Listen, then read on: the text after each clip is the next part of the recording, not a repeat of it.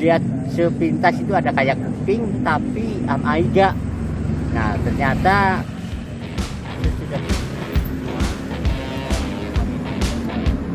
udah ini semua berarti Pak.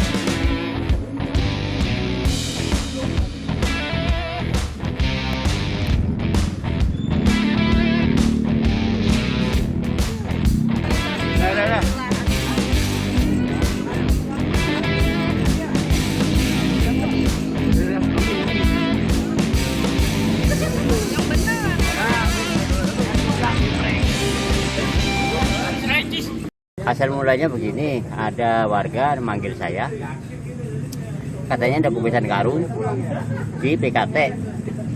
Setelah saya lihat, ternyata udah disobek. Nah, sudah dilihat, saya dilihat sepintas itu ada kayak kuping tapi iga. Nah, ternyata sudah disusuri semua, ternyata pakai karung. Tadi sempat menghebohkan warga di sini ya? Ya orang warga namanya warga ya. So, ada ini kan tahu dia.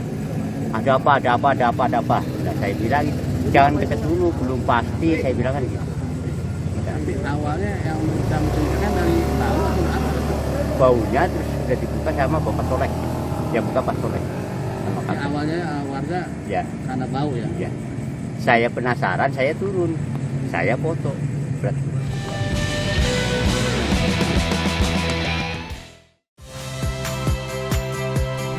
Saya Rahmat Ibrahim.